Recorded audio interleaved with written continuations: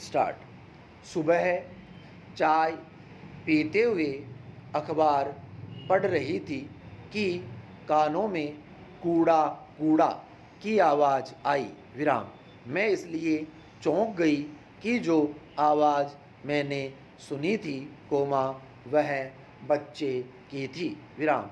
मैं असहज हो गई यह सोचकर कि क्यों एक बच्चा घर घर से कूड़ा इकट्ठा करने के लिए आया विराम। यूँ मैं रोज़ कूड़े की बाल्टी लेकर दरवाजे की ओर बढ़ती हूँ कोमा, लेकिन उस दिन खाली हाथ बढ़ गई कोमा, क्योंकि मैं जल्दी से दरवाजे पर जाकर देखना चाहती थी कि जिसने आवाज़ लगाई थी कोमा वह सचमुच बच्चा ही था या नहीं विराम। दरवाजे तक पहुंची थी कि एक बच्चा तेजी से सीढ़ियां चढ़ते हुए मेरे ऊपर वाले फ्लैट के दरवाजे तक पहुंच गया विराम। वह तुरंत उस फ्लैट का कूड़ा अपने कंधे पर लटके बड़े से थैले में डालकर मेरी मंजिल पर आकर इधर उधर देखने लगा कूड़े के लिए विराम। वह 8-9 साल से ज़्यादा का नहीं रहा होगा विराम। मासूम चेहरा था उसका कोमा, मुस्कुराता हुआ विराम। जेहन में सालों पहले लिखी अपनी एक कविता की कुछ पंक्तियाँ उभर आई। फटे चिथड़ों में लिपटे और कंधे पर झोला लटकाए दूध मुहे बच्चों की टोली फिर दिख गई। ये बच्चे जो देश का भविष्य कहलाते हैं, ढूंढ रहे हैं अपना भविष्य सड़कों के किनारे फैले हुए कूड़ा कचरा में। पैरा यह बच्चा भी तो ऐसे ही बच्चों में से एक था विराम। उसने मुझे देखकर कहा, कूड़ा दे दो आंटी विराम। मैंने कहा, क्यों दे दूं कूड़ा इतने छोटे से बच्चे को। मेरी बात सुनकर बच्चे ने मुस्कुरा दिया और कहा, सबने तो दिया कोमा, फिर आप क्यों नहीं। मैंने उसे समझाने की कोशिश की कि तुम बहुत छोटे हो और इस उम्र में तुम्हें यह काम नहीं करना है विराम। उसकी स्थिति का अंदाज़ा लगाने के बावजूद जब मैंने उससे पढ़ाई करने के बारे में पूछा तो उसने बताया कि वह थोड़ा थोड़ा पढ़ता है विराम। मेरे मन में बहुत सारी बातें उमड़ने लगी कोमा, लेकिन मैं उसका नाम पूछकर और उससे थोड़ा प्यार से बात करने और समझाने के अलावा बहुत कुछ नहीं कर सकी विराम। पैरा सचमुच इन मासूम बच्चों के सामने हमारे समाज से लेकर हमारी सरकारों तक ने यह कैसी मजबूरी पैदा कर दी है कि इन्हें इस्तेमाल होना पड़ रहा है विराम। इन्हें वैसे काम करने की ज़रूरत पड़ रही है कोमा जो उनकी क्षमता से परे है विराम।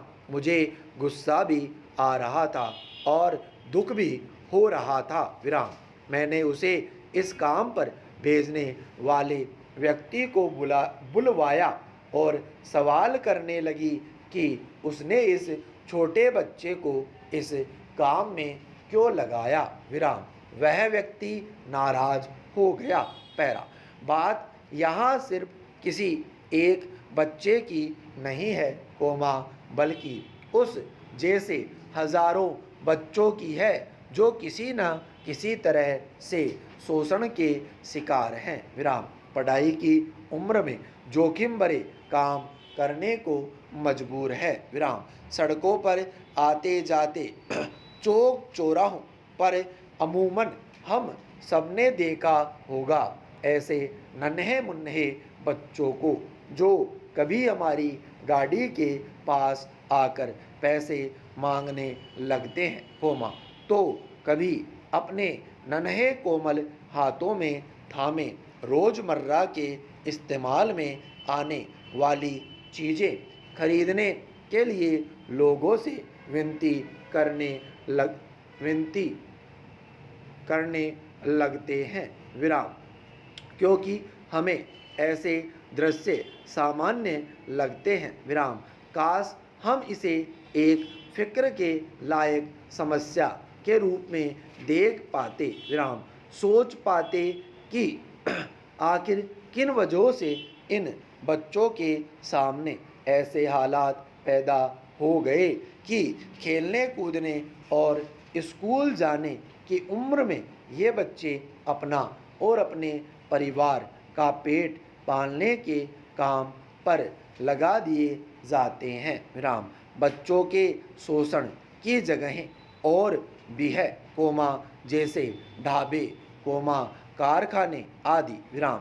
कई घरों में भी काम करने के लिए छोटे बच्चे रखे जाते हैं और उनसे उनकी क्षमता से ज़्यादा काम करवाया जाता है। विराम। यही नहीं, उनके साथ कई बार घर के लोगों का बर्ताव भी बहुत बुरा होता है। विराम। न भरपेट खाना दिया जाता है, न ढंग का कपड़ा पहरा। दरअसल बाल मजदूरी समाज और देश के ऊपर एक बहुत बड़ा दब्बा है। विराम। बच्चों से उनका बचपन छीनकर उन्हें जोखिम वाले कामों में लगा देना एक गंभीर जुर्म है और इसमें सरकार और उन बच्चों के माता पिता से लेकर समाज के सभी वर्गों के लोगों का हाथ है। विराम। जिस उम्र में उस कूड़ा उठाने वाले बच्चे की तरह के तमाम बच्चों को स्कूल में होना चाहिए, उस उम्र में वे ढाबों, कारखानों, सड़कों जैसी जगहों पर मिलते हैं। विराम।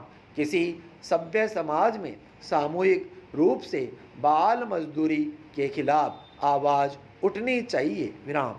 जहाँ तक हो सके, ऐसे बच्चों को शिक्षा की ओर उन्मुख करना चाहिए, इसकी व्यवस्था करवानी चाहिए, क्योंकि यही एक ऐसा उपाय है जो उन्हें न केवल सपने देखना सिखाएगा, बल्कि उन सपनों को पूरा करने के लिए उनमें हौसला भी भरेगा। विराम।